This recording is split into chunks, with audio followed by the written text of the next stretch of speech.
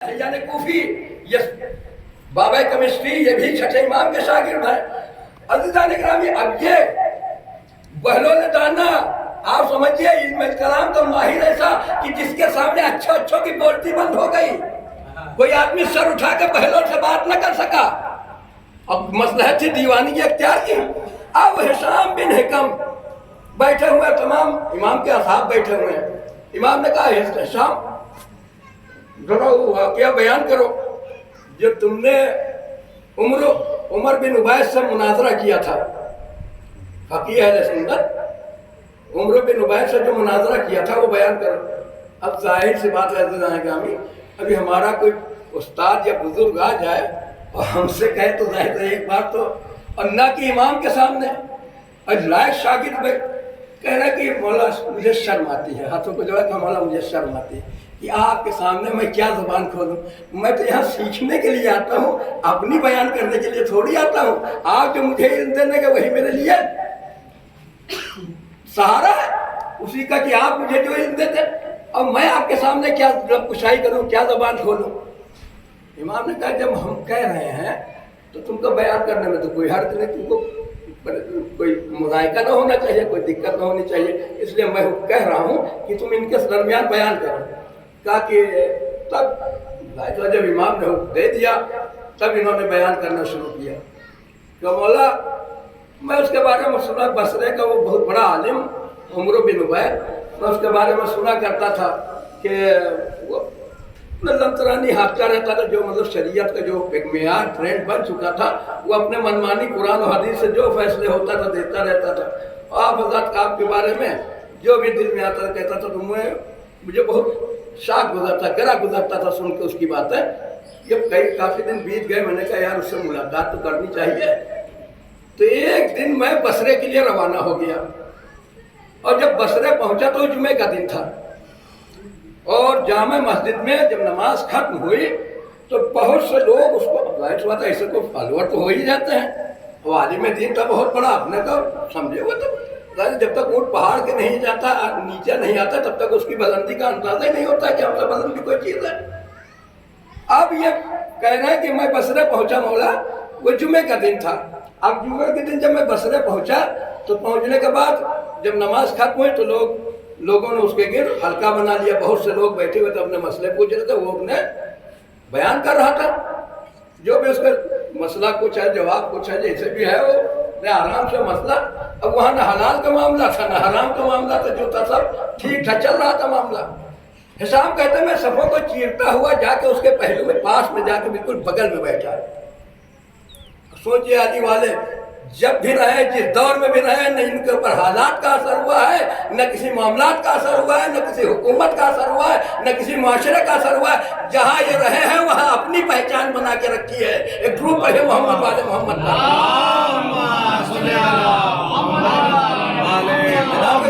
یہ ذہن میں نا کہ ابھی اتنی عمر ہے کہ مونچھیں مسے بھیگنا شروع مونچھیں نکلنا شروع ہوئی ہیں اور وہ بڈھا عالم. اب یہ جب پہنچے تو کہا میں جا کے اس کے بغل میں بیٹھا. ایک دور پڑ گیا سر سو گئے.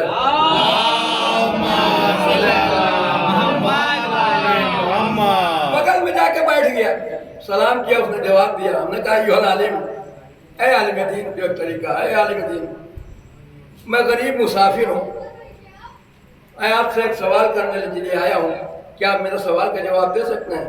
اب بتائیے وہ اتنے گھیرے بیٹھے سوال ہی تو پوچھ رہے تھے مگر انداز بتا رہا ہے کہ ابھی اس کو کچھ پتہ نہیں چلا ہے. کہا کہ میں ایک غریب مسافر ہوں اور میں یہاں آیا ہوں آپ سے ایک سوال پوچھنے کے لیے کیا آپ میرے ایک سوال کا جواب دے سکتے ہیں. اس نے کہا پوچھو جو پوچھنا ہو. بالکل تم سوال پوچھنا میں جواب دوں گا. کیا پوچھنا چاہتا ہوں. انہوں نے چھوٹتے کہا کہ آپ کے آنکھیں ہیں. آپ جو یہ سننا بتائیے کہاں کھود ایک دم بھڑک اٹھا وہ یار یہ کوئی سوال ہے تمہارا. ارے یہ دنیا دیکھتی ہے کہ میری آنکھیں ہیں سب دیکھ رہے ہیں. تو کہا کہ اچھا اس نے ویسے آپ سے بتا گیا لڑکے واقعے میں بالکل ایسے لکھا ہے لڑکے یہ تمہارا سوال تو بالکل مبہم و بالکل بیکار ہے. یہ کوئی سوال ہے تمہارا کہ ہمارے آنکھیں ہیں وہ تو سب دیکھتے ہیں. انہوں نے کہا میرا سوال تو یہی ہے اگر آپ جواب دے سکتے ہیں تو جواب دے دیجئے، اگر نہیں دے سکتے ہیں تو منع کر دیجئے۔ ایک درود پڑھے محمد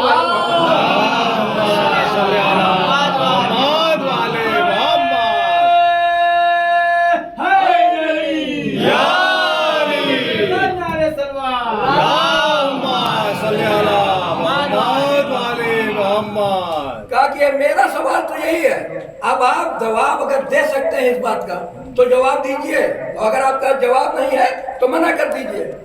اس نے کہا ویسے تمہارا سوال تو بالکل بیکار ہے، اس کا کوئی مقصد وقصد تو ہے نہیں، بھئی آنکھ مجھے میں سب کی سب دیکھ رہے، دنیا دیکھ رہی، اب میں پوچھوں مجھے میں تمہارے آنکھ ہے تو یہ کوئی سوال تھوڑی ہوا، مگر وہ سوال کر رہے ہیں۔ بہشام نے پوچھا تھا کہ اگر آپ جواب دے سکتے تو جواب دیجئے، اگر نہیں دے سکتے تو منع کریے، میں دوبارہ سوال نہ کروں گا۔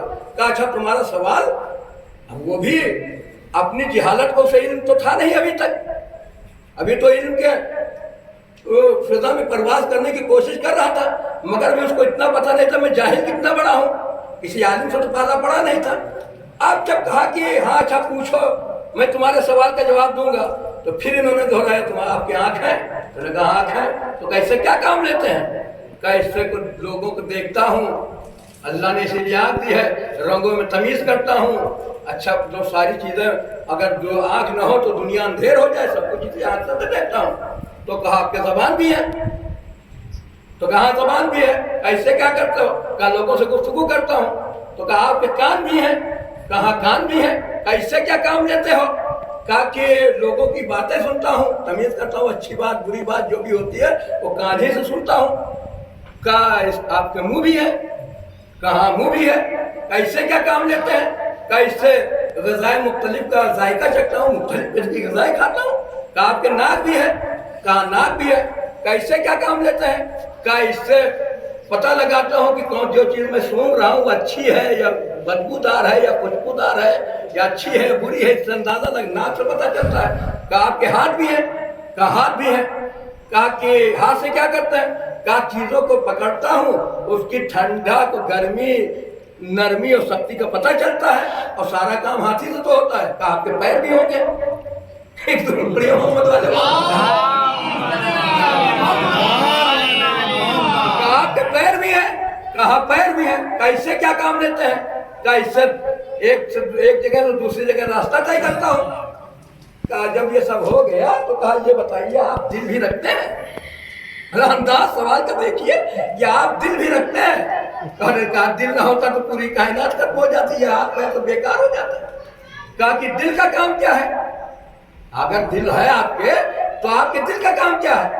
کہا کہ دل کا کام یہ ہے کہ جو کچھ آنکھ نے دیکھا، جو کچھ ناک نے سونگھا، جو کچھ میں بولنا چاہ رہا ہوں، جو کچھ کھایا منہ سے، جو کچھ کان سے سنا، جو کچھ ہاتھ سے چھوا، جس جگہ جا رہا ہوں، یہ سارے اعضاء جوارے دل کے محتاج ہیں، یہ سب دل کی طرف رجوع کرتے ہیں۔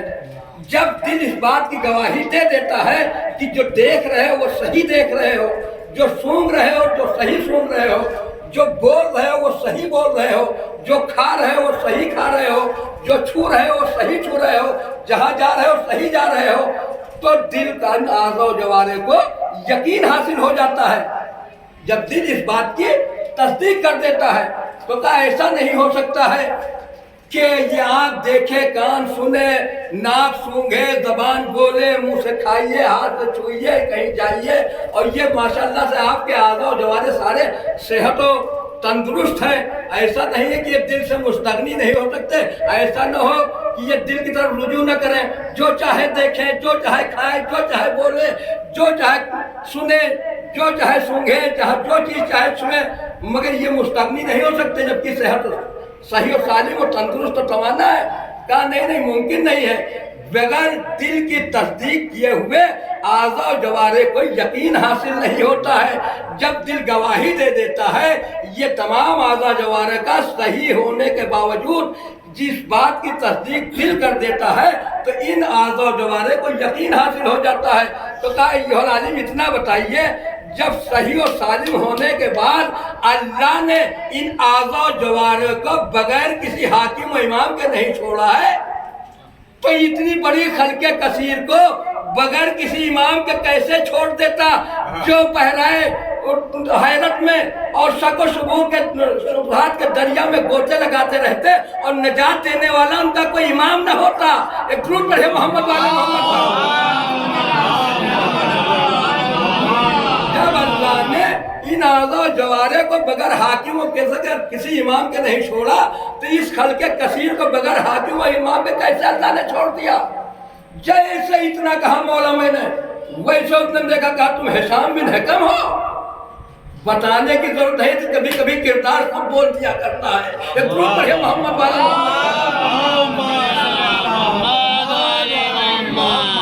कहा कि तुम हिशाम बिन हकम हो। कहा कि हाँ मैं हिशाम हूँ। कहा जैसे मैंने अपना नाम बताया उठ के अपनी जगह से खड़ा हो गया और उसके बाद गले से लगाया मेरे पास बैठा रहा। फिर मौला जब तक मैं बैठा रहा तब तक उसने न कोई सवाल दिया न कोई जवाब दिया। सारा इल्मी गुरूर मिनटों में उसका काफूर हो गया। अब इमाम अलैहिस्सलाम ने कहा कि हिशाम ये बताओ ये जो तकरीर और मनाजरा तुमने किया वो उसको बताया किसने था? ये जो तुमने उससे बहस की ये बताया किसने था? तो कहा मौला खुद मेरे दिमाग में और जहन में आता रहा और मैं उससे सवाल करता रहा। इमाम ने फरमाया कि नहीं ए हिशाम जो तुमने उमर बिन उबैद से गुफ्तगू की है वो सारी की सारी तौरात में इसी तरह लिखी हुई जैसे तुमने बयान की है। अज़ीज़ान ग्रामी आले मोहम्मद वो है कि जिन जर्रे पे इनका अक्स पड़ जाए वो तौरात और इंजील की ज़बान में बात करता है। आपको हैरत है कि अली कैसे तौरात और इंजील से फैसला देंगे? झूठ पढ़िए मोहम्मद वाले मोहम्मद।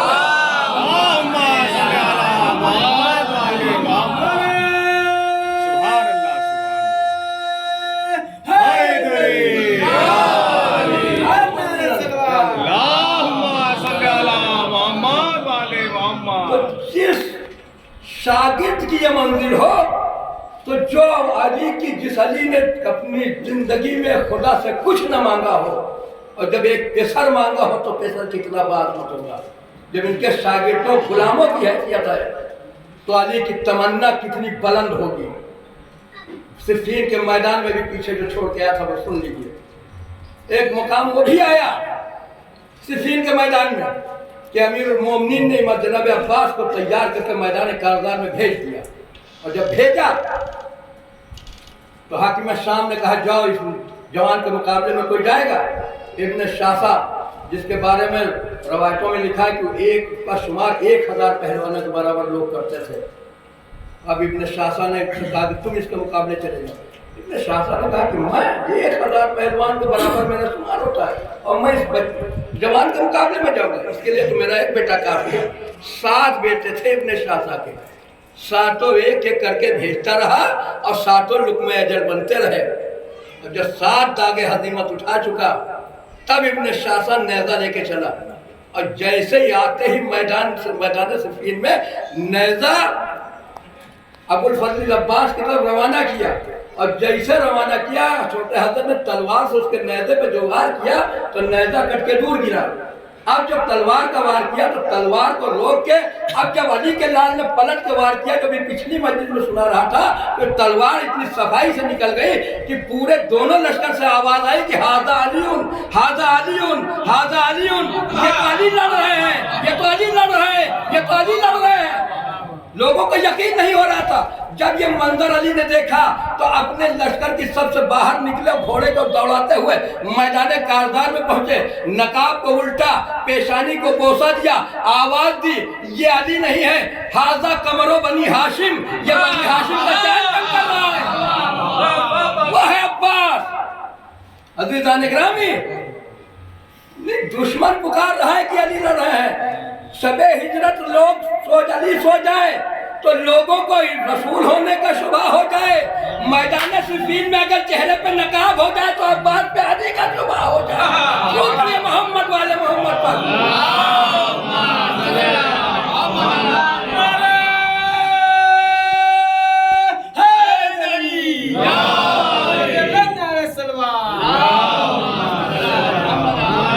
वो अब्बास अदादारों पिछली मजलिस में अर्ज कर रहा था, जब मैदान कारज़ार के लिए आका निकलने लगे तो बेबी से वसीयत की جب میری شہزادی کی چادر چھیننے لگے تو تم اپنی چادر دے دینا، کہہ دینا عباس کی وصیت یہ ہے کہ زینب کی شہزادی کی چادر ظالم نہ چھینے بلکہ میری چادر لے لیں۔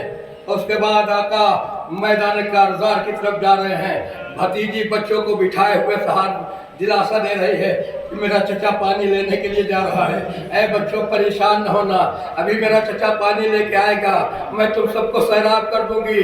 اب روایتوں میں لکھا ہے کہ دریائے فرات کے کنارے ایک ٹیلا ٹائپ کا تھا جو اونچی جگہ تھی، اس پہ مصر سعد نے 4000 فوج کو تعینات کر رکھا تھا۔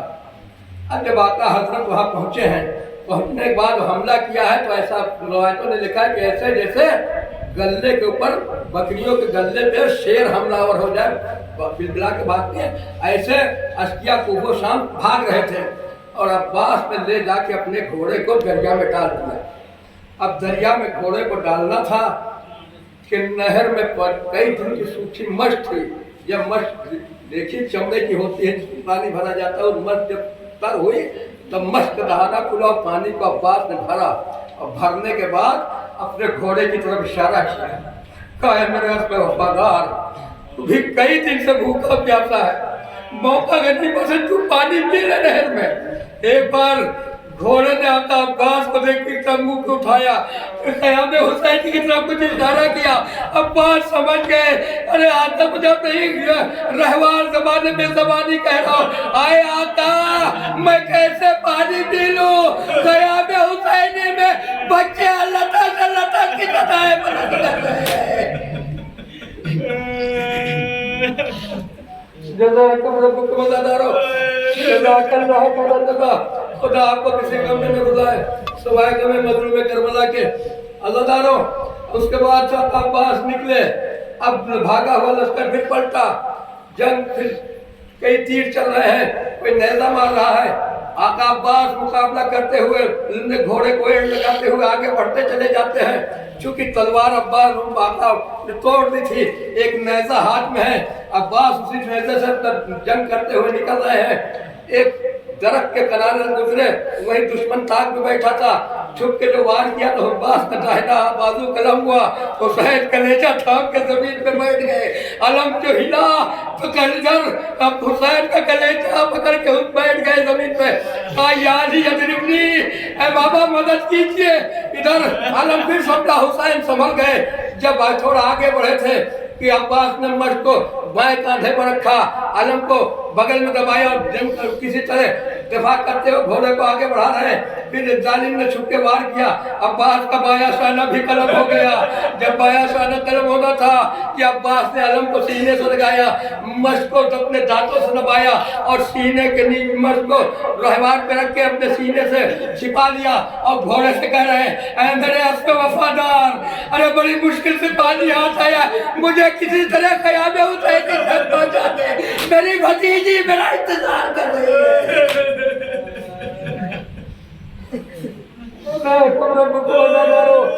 حسین کے بچے بہت پیاسے ہیں، اے میرے اسب وفادار مجھے کسی طرح خیام حسین تک پہنچا دے۔ گھوڑا ہے، ہاں سے بات کر رہا ہے، مگر دادا نے چاروں طرف تیر چل رہے ہیں۔ اب جب مصر سعد نے یہ حالت ہے کہ اس شیر کی جان اس کے جسم میں نہیں مشکیزے میں ہے، ارے تم اس کا نشانہ نہ لو بلکہ مشکیزے کا نشانہ لو۔ ایک ظالم نے جو تیر چلے کمان میں مشکیزے کا نشانہ لے کے مارا، تیر مشکیزے پہ لگنا تھا کہ پانی بہنا شروع ہوا، عباس نے گھوڑے کو موڑ دیا کہ جس میں لیے اتنی محنت کی تھی، جب پانی ہی بہ گیا تو اب خیمے میں جانے کا کوئی فائدہ نہیں۔ جزاک اللہ خیر جزا، اب خیمے میں جانے کا کوئی فائدہ نہیں رہا۔ اسی اپنوں میں ایک تیر آ کے پیشانی پہ لگا، عباس نے چاہا، ہاتھ کٹ چکے تھے کہ گھٹنوں سے دبا کے اس تیر کو نکال دے، کہ نکالنے کے لیے سر جھکایا تو ایک ظالم نے گرزگر عباس کے سر پہ مارا، آواز دی مولا غلام کا آخری سلام قبول کر لیجئے۔ حسین زمین کربلا پہ بیٹھ گئے، اس کے بعد اٹھے اور بات علی اکبر کے ساتھ میدان کی طرف حسین جا رہے ہیں۔ देखा कुछ पड़ा हुआ, उसको उठाया, ये अब्बास का एक हाथ तो अपने सीने से लगा दिया, दूसरे हाथ को जब थोड़ा आगे बढ़ा उठाया सीने से लगा दिया, कहा आवाज की नकब करो करके बाबा, अरे 11-21 रमजान को यही हाथ तो थे जिनको तुमने मेरे हाथ में दिया था। ऐ बाबा वो हाथ अब्बास के जुदा हो गए। जब तक अब्बास के हाथ सलामत थे तब तक मुझे कोई नजर उठा के देख न सका बाबा। आका अब्बास की मैयत के करीब होता है पहुंचने के बाद दो जुमले सुनिए, खत्म दुआ। अज़ादारो जैसे ही मजलूम करबला पहुंचे और पहुंचने के बाद सर को दानों पे रखा, अब्बास ने खुशबू इमामत को महसूस कर लिया और सर को हटाना चाहा। कहा भैया अब्बास क्या बात है? कहा मेरा सर अपने दानों पे रख रहे हैं, मगर आप जो घोड़े से गिरेंगे तो आपका सर कौन अपनी आंखों पे रखेगा? आका मुझे जमीन पे सर रख लेने दीजिए। कहा नहीं भैया अब्बास इस वक्त मेरे जानू पे सर को रखो। सर को जानू पे रख लिया। उसके बाद कहा भैया अब्बास क्या बात है, खैरियत तो है? कहा अली अकबर आए हैं। कहा अली अकबर हैं। कहा कि अली अकबर से कुछ वसीयत करनी है। कहा अली अकबर खान मेरे करीब रहन के करीब कर दो। कहा मेरे भाई लाल अकबर, अरब का दस्तूर ये है जिससे वो ज्यादा दुश्मनी रखते हैं उसके लाशे को पामाल कर देते हैं। अगर तुम मेरे बात सुनता रहना, अगर ये जालिम मेरे आका की लाश को पामाल करना चाहे तो तुम मेरी मैयत को उठा लेता, ले जाके मक्तल में दरमियान में रख देना, कह देना अब्बास की वसीयत ये है कि मेरे आका के लाशे को पामाल न करो, जितना हो सके अब्बास के लाशे को पामाल कर।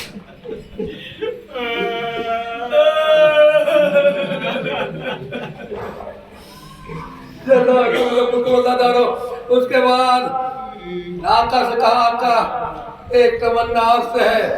कहा वो क्या? आका एक हाथ में तीर लग गया है, दूसरे में खून जमा हुआ है। आका हाथ नहीं वरना ये जहमत आपको न देता। आका जब पैदा हुआ था तो मैंने सबसे पहले आपकी ज़ियारत की थी। दिल चाहता है जब जिंदगी का आखिरी वक्त है जाते जाते मैं आपके चेहरे की एक बार ज़ियारत कर लूँ। तो कहा भैया क्या है? इमाम ने अपने अब्बास से अब्बास के आँख के खून को साफ किया। अब्बास ने टकटकी भर के मजलूम करबला के चेहरों को देखना शुरू किया। उसके बाद मजलूम करबला मुखातिब हुए। कहा भैया अब्बास इस गरीब की बेहद ख्वाहिश है, तुमसे एक तमन्ना है। कहा मैं अब किस लायक हूँ, क्या ख्वाहिश है, क्या कहना चाहते हैं? कहा भैया अब्बास जब से तुम सोने होश संभाला तुमने मुझे सैयद कहा, सरदार कहा, आका कहा, मौला कहा, मुझे कभी बुराई नहीं कहा। ऐ मेरे भैया जाते जाते एक बार अपने मुंह से मुझे भाई कह दो।